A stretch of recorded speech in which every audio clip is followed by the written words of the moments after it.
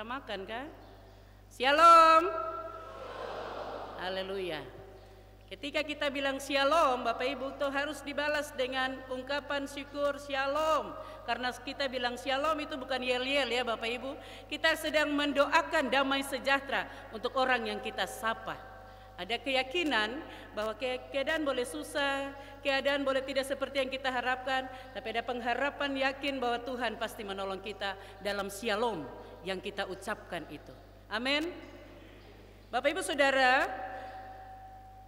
melalui bacaan kitab Hagai pasal 1 ayat 1 sampai pasal 2 ayat 1a ini, kita semua secara sinodal dalam perenungan di ibadah minggu ketiga ini ada di bawah sorotan tema tubuhmu adalah bait Roh Kudus, maka bangunlah. Tubuhmu adalah bait Roh Kudus, maka bangunlah. Bapak Ibu Saudara yang dikasihi Tuhan, Nabi Hagai ini selain dalam kitab Hagai yang hanya 2 pasal ini sedikit sekali diceritakan, kita bisa melihat tentang Nabi Hagai, Sakaria juga itu dalam kitab Ezra. Ezra pasal 5 ayat 1, pasal 6 ayat 14, bagaimana Allah memilih mereka ini bersama dengan bangsa orang-orang Israel, Yehuda, yang pulang dari Babel kembali ke Yerusalem untuk membangun kota mereka, terutama membangun bait Allah. Karena bangsa Israel yang tadinya umat pilihan Allah itu tidak berkenan, tidak hidup sesuai apa yang dikenan Allah, Tuhan memakai bangsa lain, Babel, untuk menghukum mereka. Ditawan, diangkut semua ke sana, 70 tahun lamanya mereka ada di sana. Lalu ketika mereka berseru dalam permohonan mereka meminta ampun, meminta pemulihan dari Tuhan, Tuhan mendengar. Tuhan memakai Raja Kores, Raja Persia yang mengalahkan Babel itu, memberikan kesempatan untuk mereka kembali ke Yerusalem, membangun bait Allah, membangun kembali bangsa mereka. Ada kesempatan yang Tuhan berikan lewat orang yang tidak percaya Tuhan, Raja Kores itu. Bapak Ibu Saudara, ketika mereka pulang, ada tujuan Allah yang harus mereka lakukan, yaitu membangun kembali bait Allah. Bait Allah itu kita tahu sejak mereka keluar dari tanah Mesir, penyertaan Allah dalam tiang awan dan tiang api menyatakan bahwa Allah hadir, sampai ketika menerima 10 hukum Tuhan di atas Gunung Sinai. Lalu kemudian mereka membuat tabut perjanjian yang di dalamnya ada 10 hukum Tuhan itu, ada tongkat Harun yang berbunga yang mereka taruh sebagai, mereka kemana-mana membawa itu sebagai lambang kehadiran Allah. Lalu beribadah dengan membuat kemah itu. Kemudian Daud berpikir, masa saya raja, saya tinggal di istana yang megah dengan semua yang indah, lalu Allah, kehadiran Allah itu hanya ada di dalam kemah. Saya mau bangun bait Allah. Tapi Tuhan bilang tidak. Engkau adalah seorang prajurit yang tanganmu penuh dengan darah. Nanti anakmu Salomo yang akan membangunnya. Lalu Salomo membangun bait Allah yang megah itu. Tapi karena kecongkakan umat Israel yang melupakan Tuhan, sehingga hukuman itu ada, bait Allah itu dihancurkan, lalu mereka diizinkan kembali pada cerita awal tadi untuk datang dan membangun. Tapi ketika mereka mulai membangun, sudah ada peletakan batu pertama, tertahu dong bikin panitia kah tidak? Mereka dengan semangat yang ada membangun kembali pada awalnya. Fondasi sudah dibangun, tapi kemudian ada tekanan-tekanan yang membuat mereka tidak lagi bisa meneruskan pekerjaan itu. Musuh yang ada di sekitar mereka barangkali berpikir, kalau bait Allah berdiri, itu berarti mereka memuji Tuhan di tempat di mana Allah hadir. Mereka akan menjadi bangsa yang kuat. Mereka akan diberkati Tuhan. Mereka akan memperoleh kemenangan demi kemenangan lagi. Sebaiknya jantung biarkan mereka bangun kembali. Barangkali ada pemikiran seperti begitu, sehingga musuh yang ada di sekeliling mereka selalu menjadi penghalang dalam pembangunan itu. Lalu di dalam keadaan itu umat Israel pasrah, menyerah, tidak lagi melanjutkan itu. Ditambah lagi adanya keadaan di mana ada gagal panen, ada kemiskinan, ada banyak hal.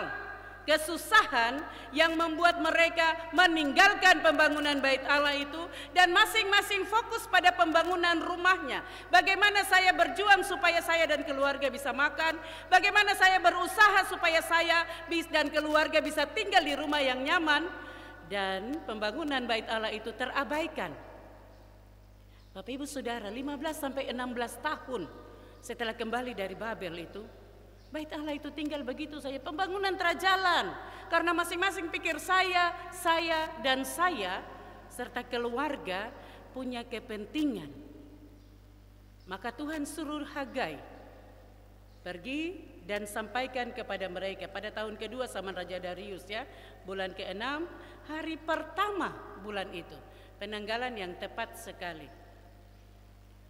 Hagai bicara kepada Serubabel. Serubabel itu artinya dilahirkan atau diperanakan di Babel. Dia diangkat menjadi bupati untuk bangsa Yehuda ini dan Yosua ini. Jadi secara keseluruhan, secara umum kitab Hagai ini berisi peringatan yang disampaikan kepada seluruh rakyat, tapi juga para pemimpin. Pemimpin dalam pemerintahan, pemimpin secara rohani, para imam ini.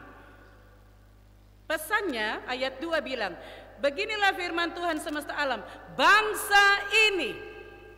Tuhan tidak bilang umatku atau bangsa pilihanku atau bangsa yang kukasihi, tidak. Tuhan bilang bangsa ini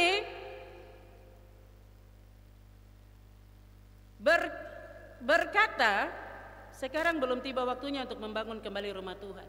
Dari kata bangsa ini, Bapak Ibu Saudara, kita langsung berpikir bahwa ada rasa tidak senang, ada rasa tidak suka dari Tuhan. Sehingga Tuhan tidak bilang bangsa pilihanku, umat pilihanku, bangsa yang kukasihi. Tidak, Tuhan bilang bangsa ini bilang belum waktunya untuk bangun kembali bait Allah. Lalu Tuhan bilang, kalau bilang belum tiba waktunya untuk bangun kembali bait Allah, jadi apa sudah waktunya untuk kamu bangun rumahmu yang dipapani dengan bagus, dengan indah? Dan rumah ini, maksudnya bait Allah itu tetap menjadi reruntuhan. Maka Tuhan bilang, perhatikan keadaanmu. Kamu pikir sudah, kamu lihat sudah. Lalu di ayat 6 itu dikatakan ada hukuman. Kamu menabur banyak, tapi kamu membawa pulang hasil yang sedikit. Kamu makan tapi tidak kenyang, kamu minum tapi tidak puas. Kamu berpakaian tapi badanmu tidak panas. Dan orang yang bekerja dapat gaji, dapat upah, itu seperti disimpan dalam pundi-pundi yang berlobang. Ada ketidakpuasan, selalu ada rasa tidak cukup, selalu ada kekurangan. Karena apa? Bait Allah itu tidak diselesaikan, tidak dibangun, mengabaikan pembangunan rumah Tuhan dan mengutamakan kepentingan pribadi dan keluarga. Jadi ada solusi yang Tuhan bilang di ayat 8. Ayat 7 Tuhan bilang sekali lagi, perhatikan keadaanmu. Ingat baik-baik, dengarkan saya. Naik ke atas gunung, kamu bawa kayu, lalu kamu kembali bangun rumah ini. Maka kemuliaanku ada di situ dan kamu akan diberkati. Lalu kemudian Tuhan mengulang lagi di ayat 9 dan seterusnya.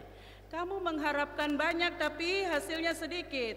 Dan ketika kamu bawa yang sedikit itu ke rumah, aku menghembuskannya. Oleh karena apa? Di ayat 9 bagian akhir ditekankan di situ, kamu masing-masing sibuk dengan urusan rumahnya sendiri. Maka langit menahan embun, bumi menahan hasil, ada kekeringan atas negeri, atas gunung, gandum, anggur, minyak, semua yang dihasilkan tanah, manusia dan hewan. Bapak Ibu Saudara, mengerikan sekali. Ketika kita mengabaikan pekerjaan Tuhan, ketika kita tidak memprioritaskan Tuhan, kengerian ini yang menimpa bangsa Yahudi pada waktu itu bisa saja menimpa kita. Minyak, anggur, gandum itu hasil utama. Tapi ini Tuhan sudah mendatangkan kekeringan. atas semuanya itu. Tidak ada hasil, Bapak Ibu. Kadang mereka berdalih, oh kami tidak bisa menopang pekerjaan pembangunan bait Allah karena memang gagal panen, karena memang musim kemarau, kekeringan, karena memang kami kesulitan dalam hal ekonomi dan keuangan. Padahal salah, Nabi Hagai mau membuka pola pikir mereka. Itu bukan sebab sehingga kamu tidak memberi. Justru itu akibat karena kamu mengabaikan pekerjaan Tuhan. Itu bukan sebab saya tidak memberi karena tidak ada uang, saya tidak memberi karena memang gagal panen, tidak ada hasil yang masuk. Tidak, Bapak Ibu Saudara, itu bukan sebab. Itu adalah akibat dari sikap malas tahu terhadap pekerjaan Tuhan. Ini yang Hagai mau bilang buat mereka. Dan puji Tuhan, ketika disampaikan, Zerubabel dan Yosua imam besar itu langsung digerakkan oleh Allah, diberikan semangat yang baru oleh Allah, dan hanya 23 hari. Dikatakan di bagian akhir hari ke-24, di bagian awal itu diberitakan pada hari pertama. Berarti 23 hari kemudian setelah mendengar firman Tuhan, langsung ada perubahan hidup. Sehingga pekerjaan pembangunan itu mulai dijalankan, dan berkat Tuhan itu mulai turun atas umat itu.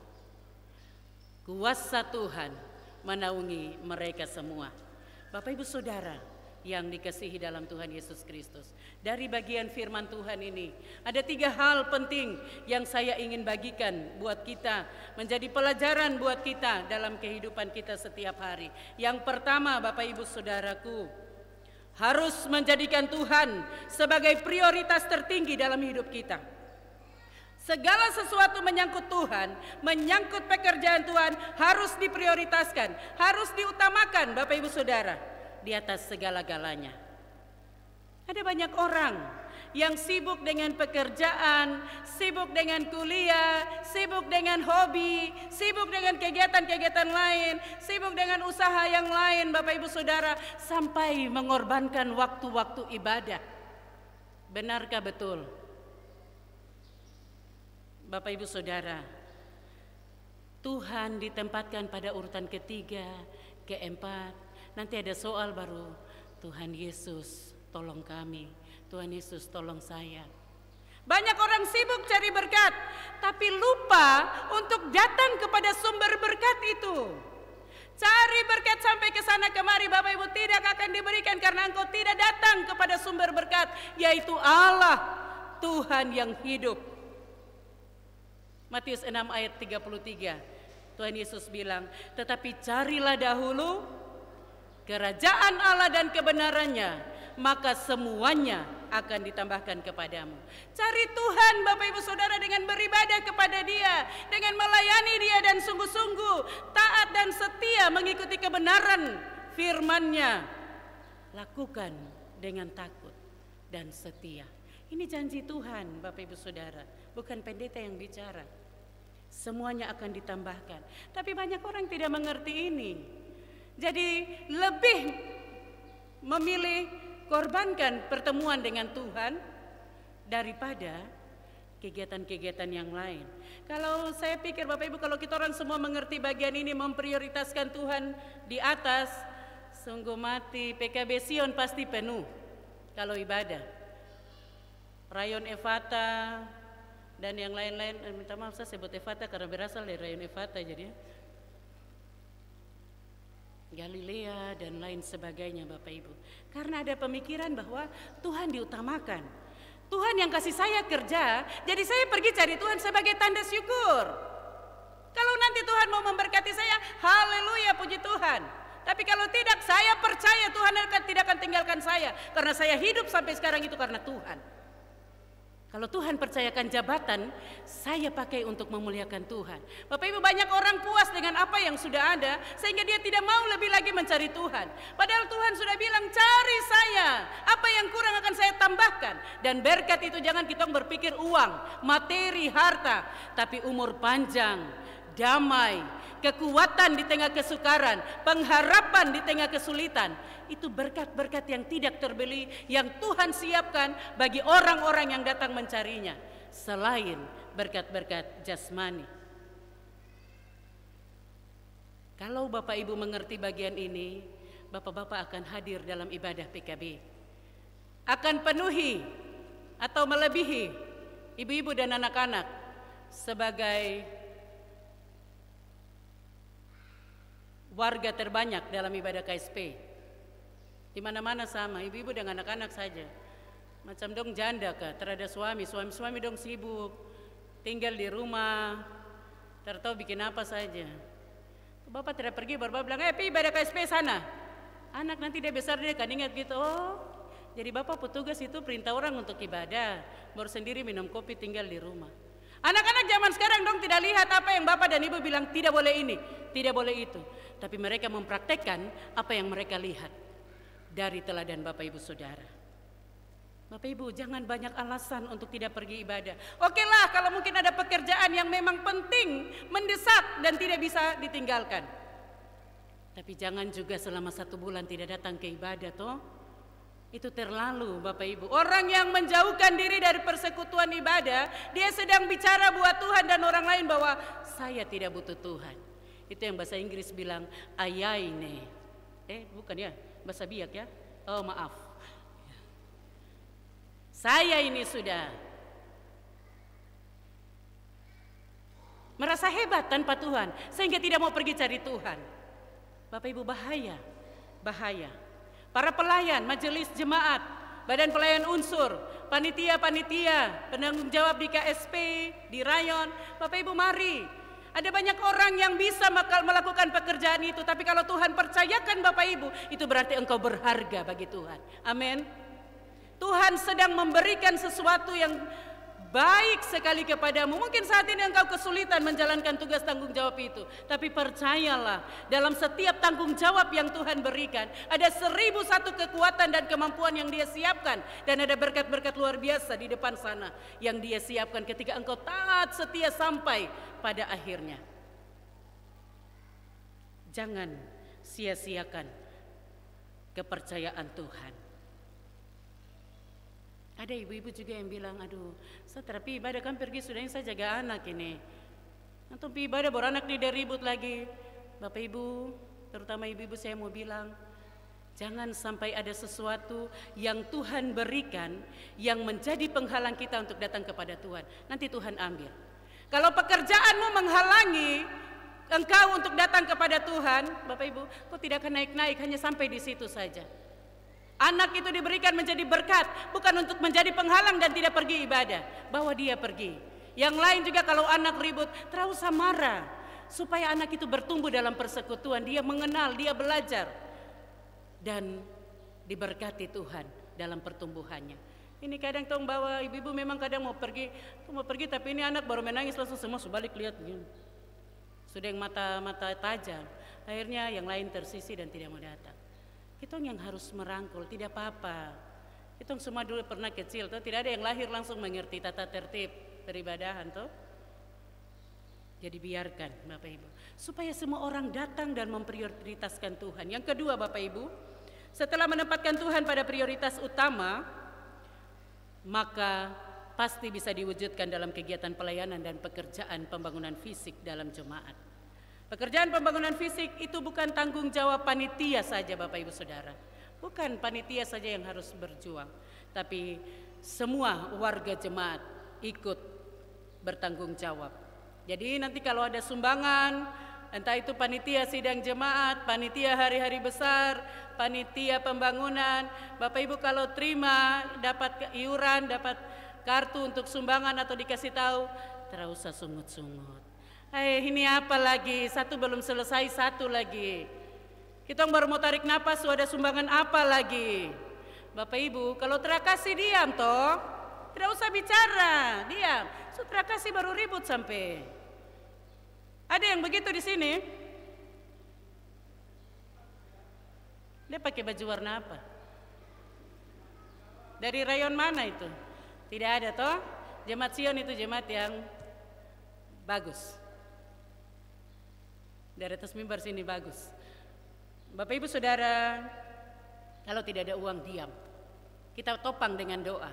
Tapi bukan berarti langsung pulang besok ada sumbangan langsung bilang apa. Pendeta bilang topang dengan doa saja cukup. Yo, tom pergi ambil semen itu tidak bilang Tuhan berkati terus semen datang toh. Tidak bilang terima kasih Bapak terus dapat. Kasih uang. Kalau memang sutra bisa baru saya topang dengan doa. Jangan semua topang dengan doa, Bapak Ibu nanti ada uang untuk belanja. Bapak Ibu, masa beli pinang 10.000, 20.000, beli pulsa 100.000 bisa, baru untuk pekerjaan Tuhan 5.000, 10.000 tidak bisa. Hati-hati, jangan menyangkal berkat. Anak-anak muda beli pulsa data untuk pakai telepon yang beb itu, apa itu yang sekarang dong bilang sleep apa? Sleep call kah? Sungguh mati, dari malam sampai pagi pulsa data habis ya tidak apa-apa.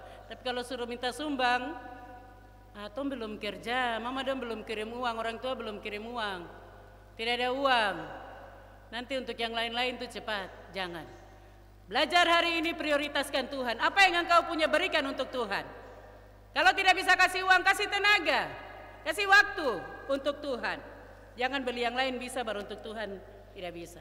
Dengan sedikit yang ada pada kita, ketika kita kasih dan kita lihat ada sebuah bangunan megah yang berdiri, Bapak Ibu, kita bangga. Saya punya 10.000 bisa menopang pekerjaan ini. Saya punya 20.000, 100.000, 1 juta bisa bikin sampai bersama dengan yang lain gedung ini bisa jadi.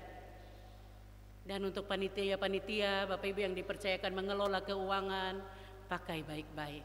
Kita harus ingat bahwa yang memberi itu bukan orang-orang kaya, orang-orang berada saja. Ada tukang ojek punya uang di situ, ada janda duda lansia dan anak yatim yang menahan keinginan mereka untuk membeli hal yang lain, dorang kasih untuk pakai menopang pekerjaan Tuhan. Baru kalau kita pakai dengan tidak taat lagi, hukuman dari Tuhan itu akan menimpa kita. Jadi hati-hati di situ Bapak Ibu. Tuhan lihat, sekecil apapun pengorbanan kita untuk pekerjaan Tuhan, Dia perhitungkan. 1 Korintus 15 ayat 58 bilang, dalam persekutuanmu dengan Tuhan, jeripayahmu tidak sia-sia. Datang pada Tuhan, topang. Dan yang ketiga Bapak Ibu yang terakhir, ketika kita mengutamakan Tuhan, memprioritaskan Tuhan, diwujudkan dengan pekerjaan pelayanan yang dilakukan dengan sungguh-sungguh, pekerjaan fisik yang kita topang, itu semua terjadi ketika kita buka hati untuk terima Tuhan. Ini yang paling utama yang saya kasih di terakhir. Kalau kita buka hati, buka hidup ini untuk Tuhan tinggal di dalamnya Bapak Ibu, maka semuanya akan kita lakukan dengan sepenuh hati seperti untuk Tuhan dan bukan untuk manusia. Inilah bait Allah yang sebenarnya yang harus kita bangun, yang harus kita jaga, yang harus kita rawat, yang harus kita pelihara. Bapak Ibu, kalau orang bakar gereja Sion Padang Bulan ini, Bapak Ibu marah kah tidak? Oh, jangan tanya lagi. Parang yang dong pakai kerja bakti bilang terhadap parang, tapi kalau ada sesuatu nanti keluar duluan itu. Kalau orang bakar gereja tuh, Bapak Ibu harus ingat, inilah gereja yang sesungguhnya. Tubuhmu adalah bait Roh Kudus. Jangan kotori dengan puntung rokok, asap rokok. Jangan bikin rusak dengan minuman keras. Jangan bikin kotor dengan pikiran-pikiran sia-sia, dendam yang membara yang tidak hilang berbulan-bulan, bertahun-tahun. Tuhan tidak akan tinggal dalam baitmu jika ada dendam, ada amarah, tidak ada pengampunan. Masih ada banyak hal yang engkau lakukan yang tidak berkenan kepada Tuhan. Buka hatimu, minta Tuhan Yesus masuk berkuasa sehingga Dia mengambil alih seluruh kehidupan kita. Bapak Ibu Saudara, semua orang punya masa lalu, punya latar belakang yang tidak baik, tetapi kita buka hati, minta Tuhan Yesus masuk, Dia ambil alih, Dia kendalikan, Dia pimpin hidup seperti yang Dia kehendaki menuju ke jalan berkat yang Dia siapkan untuk kita. Bapak Ibu Saudara, 1 Korintus 6 ayat 19a, Rasul Paulus bilang, atau tidak tahukah kamu bahwa tubuhmu adalah bait Roh Kudus yang diam di dalam kamu? Ketika Tuhan berdiam di dalam kita, semua hal-hal baik, pekerjaan-pekerjaan baik akan kita kerjakan, akan kita lakukan dengan sukacita. Pelayanan-pelayanan akan terus dilakukan dan banyak orang diberkati.